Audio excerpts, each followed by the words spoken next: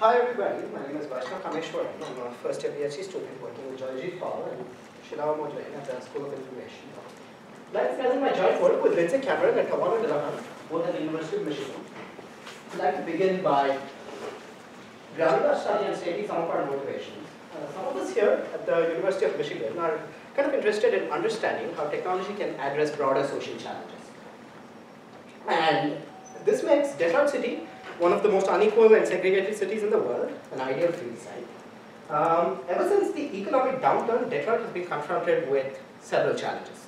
This includes white flight, racially segregated neighborhoods, high unemployment rates, collapse in municipal infrastructure, and poverty, which has further resulted in limited access to transportation. The city has reduced or eliminated much of its bus services, and a majority of the city's population don't have access to cars. In fact, one of the stories that made the popular press was that of James Robertson, a factory worker at Ford, who walked 21 miles to work and back every day simply because he had no access to a car or a bus. Some research has examined what the barriers are to getting ahead, specifically in the context of Detroit City. And of the many barriers, they suggest that two barriers are particularly important, and that one being the limited access to transportation, and the other being the limited access to social networks. In a study we published at CHI last year, we looked at the first of these and specifically asked if real-time ride-sharing services can address some of these transportation barriers. We found that there are many pros and cons to these real-time ride-sharing services, but one of the major benefits, as cited by our participants, was the opportunities that these services offer for rich social interactions between them and drivers during the course of the Uber rides, which consequently piqued our interest in the second of these barriers. As many of you might be aware, social capital primarily refers to the benefits that one gains from their social networks. Cultural capital, on the other hand, refers to the forms of skill, knowledge, or education that play a role in understanding of cultural meaning and references. We were specifically interested in one form of cultural capital called embodied cultural capital, which is either acquired consciously or passively, primarily through a process of socialization. Both social and cultural capital may be converted to more tangible benefits like economic capital under certain conditions, but they also have several intangible benefits. Some of the intangible benefits of social capital specifically include the access to information and resources like job opportunities. We'll come back to this a little later while I present the findings of my study. In fact, social capital has been studied and understood in the context of transportation, and specifically public transportation previously. Studies have emphasized on the importance of public transportation to fostering social capital by not only allowing access to wider networks of people, but that the shared social spaces in buses and trains are vital as they provide socially excluded populations space and time for socialization with others. For our research study, we use a theoretical frame of social resources which argues that at an individual level, social capital can be understood through four forms of social resources. These include information resources, which refers to the provision of useful information, often to the effect of problem solving. Instrumental resources, which refers to the direct, tangible ways in which people assist each other. Emotional resources, which refers to concern, empathy, love, care, or encouragement that people provide one another. And social companionship, which primarily refers to the time, social time, spent with others that gives people a sense of belonging. Specifically for our research study, we asked the following research questions. We asked what benefits do passengers and drivers gain from their social interactions, and whether these interactions are actually opportunities for the growth and development of social and cultural capital. We also asked what opportunities exist for technologies to enhance some of these interactions, specifically in the context of real-time ride-sharing systems. To answer these questions, we combined the qualitative results from two studies, one with passengers and one with drivers. We recruited 13 drivers and 13 passengers through offline and online sources. The passengers were between the ages of 20 and 52, while the drivers were between the ages of 21 and 59. A majority of both the passengers and drivers were African American, and a majority of the passengers were unemployed. 8 of the 13 drivers in this study worked full-time as Uber drivers.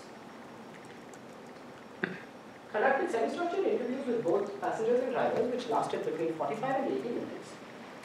With the passengers, we were specifically concerned about some of their experiences using Uber, and we specifically probed for interactions that they had with drivers. For the drivers, we asked them about some of the memorable interactions that they had with drivers, and they recollected. In addition, with the passengers, we also gave them a $75 Uber credit that they could use for a certain period of time. And during this time, we also asked them to maintain a diary of the interactions they had with drivers while using the Uber service. A lot of the passengers were first-time users of Uber as well. On the passenger side, we had several interesting findings.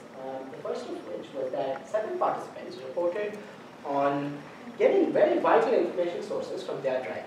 They reported on how drivers were extremely eager to share with them information about popular local spots like restaurants. And like Rosalind, as you can see in this quote, were very eager also to share information about how one could become an Uber driver. This was particularly important in the context of our study, as you might recall. We did mention that a large percentage of our passengers were actually unemployed and viewed pieces of information like this as potential employment opportunities.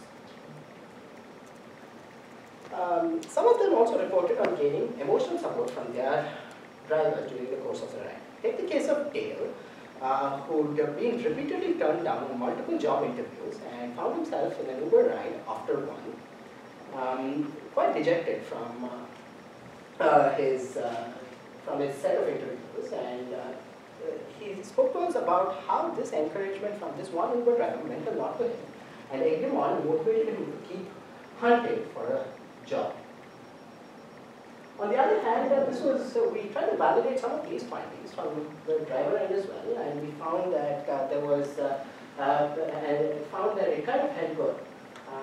And drivers, in addition to getting information from the multiple riders that they spent time with during the course of the Uber rides, also obtained information from each other. Drivers interacted with each other primarily on social networks and sought information about search driving, safe times to travel, locations for ticketing, and certain Uber rules and regulations. With regard to the instrumental resources, which refers to the direct and tangible ways that people assist each other, some Uber drivers had printed business cards and lent these business cards to riders during the course of their rides. Essentially, this allowed riders to contact drivers outside the Uber network and book rides with them, and made drivers eligible for tips, which at the point, which during the time of the research study was something that the Uber application did not allow. So this was kind of fascinating. And finally, some of these relationships that they formed with drivers extended to well beyond the Uber ride. Take a case of Martin, who became pretty good friends with one Uber rider who he turned as a coach and who subsequently gave him a lot of life advice and stuff that he could do in his head, information for him, stuff that he could do in his head. Basically, we argue that these 4 forms of resources and cultural elements that we found in our interviews are definitely opportunities for the growth of social and cultural capital within the scope of Uber and their clients. Consequently, we asked what technological opportunities exist to enhance some of these interactions between riders and drivers, and what some of the design implications are. We observed that the basis for a lot of the conversations between riders and drivers were very context and location based. Consequently, we asked if some of the Ubicon technologies like GPS can leverage some of what we have to enhance, better connect drivers and riders. Can we leverage, we specifically asked if the location-based services can improve some of these interactions and, in fact, better connect drivers and drivers. We also dive into some automotive UI literature, which primarily talks about how automotive UI interfaces can enhance interaction specifically for drivers. We asked if this can be extended to a broader context and improve interactions between riders and drivers. We specifically observed that both riders and drivers have needs that are fulfilled by each other, and we asked if there are ways that these automotive UI interfaces can help one disclose their needs to passengers to drivers and drivers to passengers, and enhance collaboration between them. Further, are there ways that automotive UI interfaces can facilitate collaborations between drivers who are often seeking information from each other? And finally, also ask ways in which some of these interfaces can support labor. We dive into literature which talks about how ratings are ineffective primarily because both passengers and Uber drivers don't understand how they work and the importance to the survival of the Uber driver. So we ask if there are other ways in which Uber drivers can be compensated for some of the services that they provide to the riders. So specifically, we propose a couple of design recommendations which include certificates that can be translated to an offline context that can perhaps enhance their reputation in offline context specifically. Our study did have a certain few limitations. It was a singular city. Our research was primarily in Detroit City, and Detroit City is steeped in issues of race and inequality, and we observed that a lot of the conversations between riders and drivers were pertaining to issues of race as well. Passengers and drivers were demographically very similar in terms of their socio-economic status and employment status as well. In conclusion, some of our contributions are that we extend past studies which examine social capital primarily in the context of public transportation to suggest that there are opportunities for the growth of social and cultural capital in real-time ride-sharing services. We argue that both drivers and riders gain informational, emotional, and instrumental resources and companionship from each other during the course of their Uber rides. And we also explore some ways at a very high level with regard to how technology can enhance some of these interactions between riders and drivers. With that, happy to take any feedback and questions.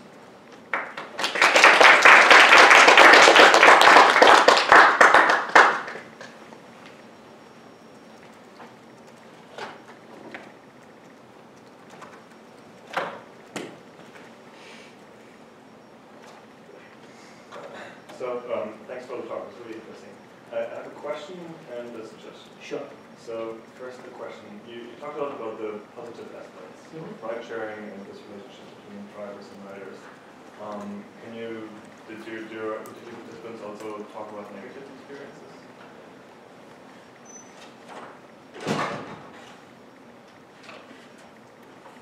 Quite a bit, especially the drivers. Like I mentioned, at that point in time, for instance, of course, the Uber application did not allow for tips, and the Lyft application specifically allowed for tips. And this was a major reason why a lot of the drivers preferred using Lyft. But Lyft just didn't have a critical mass in Detroit City, which meant that drivers were forced to use Uber, and they weren't happy with the fact that they weren't going to receive tips, for instance. They were also very self-aware, and they knew that autonomous vehicles were on their way, and that Uber were only reducing the prices that they were paying them per hour on a regular basis. So they were kind of figuring out ways in which they could combat this, but they also knew that they would corner it in a certain sense. So the drivers in particular spoke a lot about some of the negative experiences they had with the Uber ecosystem. So to speak. I think it would be good if you could integrate this a bit more in your talk, so you present a more balanced picture. Okay. And like the things you highlight at the moment, and I know this is the focus of your work, but it paints a very positive picture of the ride-sharing experience. And I think that's probably true overall, but there are also concerns people have. And I think if you acknowledge that, then it's easier to see the positive aspects. Then my suggestion was, at the end you talked about things we can learn from your work. And I thought all the questions you raised were interesting, but it was very challenging to really understand what you meant by that. Okay. So if you can provide more specific examples, like even when you talked about certificates for employers, and that's kind of an example, but even there I'm not really sure what would they look like, what would you want to certify. So I think it's often maybe just adding half a sentence that says something like X, right? To paint a bit clearer picture and what you have in mind, what directions you want.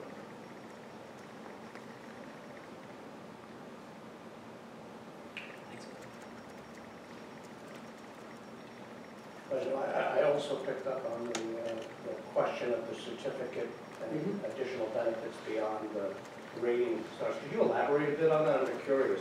What did you mean by that? So we specifically ask, I mean, this is in the context of, just to reiterate, in the context of prior research, which kind of suggests that ratings are very hard to understand, and it's not, and the algorithms, the Uber algorithms are not very transparent, which essentially means that drivers don't gain they don't understand how the ratings work, they just know it's important. And they're often just asking riders to rate them on a 5 on a 5, right, which is something that I've faced. So we're really asking if there are other ways that we could incentivize drivers for the extra services that they provide. As you might see now on the Uber application, there are badges that you can add to the rating that you provide to the driver, like a 6-star driver, like a midnight hero or something to that effect. That's something that we thought about in our KAI 2017 paper. But specifically here, we were kind of trying to tie some of what they could potentially gain from being an Uber driver to potential offline contexts that could, at a very large scale, sort of enhance or enable them to find jobs elsewhere that could add to that reputation. So we were wondering if certificates is one way of going about that, if that makes sense. So how do you earn a certificate? It's like for a driver that has 80% 5s out of 100,000 rides. Is that, do you hit some threshold that you would then get a certificate? Is that what you're talking about? That's a great question. I mean, or like, the other thing that came to mind was the LinkedIn mechanism where people, can say that you have a particular skill, and then over time you build up, a number of those that become, an interesting credential. I wouldn't put a lot of weight on it, but it's what you're talking about is adding a credential that may enhance job hunting, right? I think I'm noting down the exact way that you said that, and probably repeat that. Yeah, but we were thinking about more of the latter, in terms of credentials being kind of adding up, and us being able to translate some of those credentials into something that could be valuable outside the Uber context. But yeah, you're right.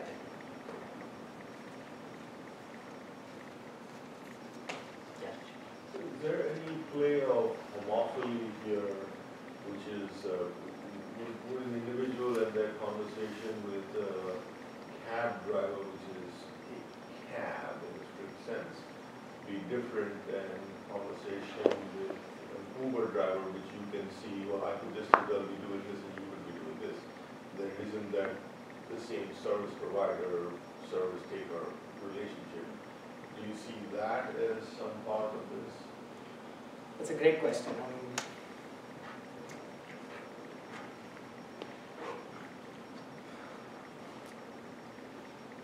Well, that's a great question. I'm unable to think about a relevant answer. But one of the questions that we got asked, and I can be honest about this, is whether our specific context of Detroit City was kind of played into some of our findings, and this kind of plays into your question as well. And we were kind of unable to answer that in the paper and sort of see if we were able to generalize some of these findings to a broader context. But that's a good question, and hope to think about it.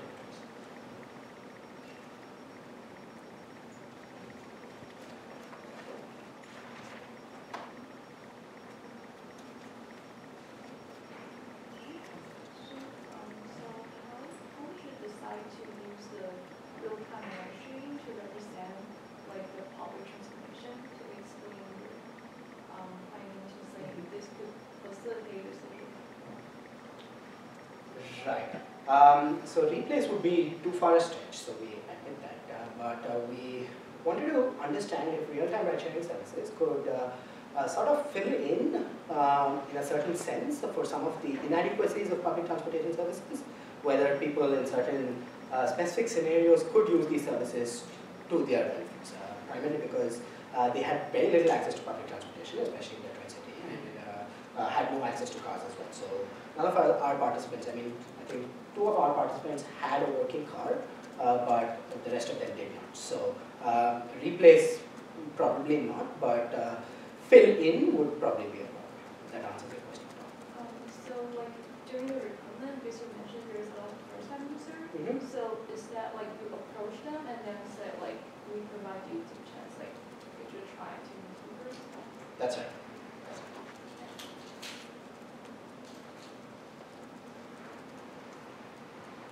I wonder if you think that there was any impact on the payment that happened. So it sounds like you gave, and that was afterwards? That was before, wasn't it? That's right. And so they were using that and actively, did they know what the study was about and so forth? They did. So that, do you think that might have played into the interactions and the things that you were?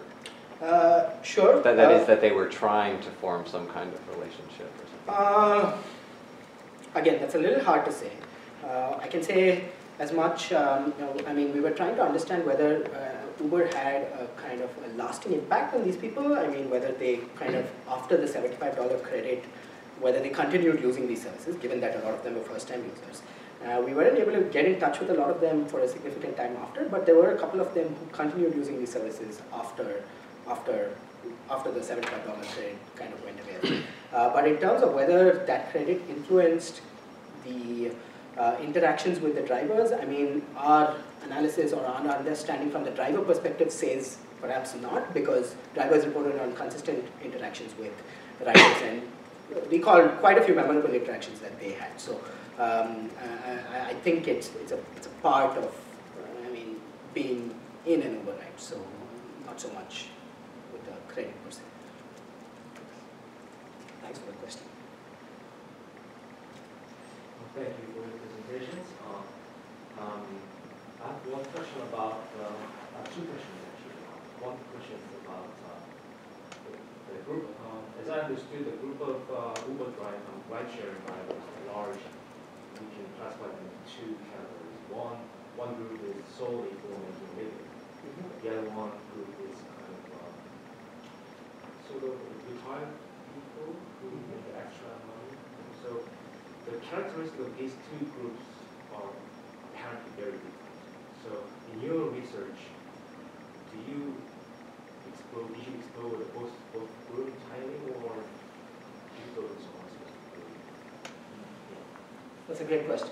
So like I said, I think 8 out of 13 drivers work full time, and 5 of them work part time. And the part time, the drivers who work part time were a combination of the folk that you mentioned, who were So retired people retired, who worked a few hours, I mean, a couple of hours on and off, and a few of them who had other jobs and were using Uber to kind of fill in, right? So what we were exploring patterns that could be generalized across the set of 13 drivers, and weren't exploring characteristics that could distinguish between the two of them separately, if that answers your question. Oh yeah, thank you. And the second question is, I don't know how it was back then, but these days, to get access to Facebook ride-sharing groups, there are so many groups. In general, you need to prove the proof that you are an active driver, not like a spectator or potential driver, but you have to submit kind of a screenshot of your application that shows that you are, I'm an actual driver at this moment, but how did you manage that? So I know I didn't speak about just Facebook, but WhatsApp groups were quite common as well. So and how these WhatsApp groups kind of got formed was drivers recommended other drivers, and once they recommended other drivers, there was a network of drivers that they formed with each other, and these WhatsApp groups were kind of key in exchanging information about search pricing, etc. So these were just restricted to the set of drivers. So informal networks weren't just restricted to social media like Facebook, so to speak, but there were groups like WhatsApp groups as well, which were key in sort of exchange of information, not mediated by Facebook. So.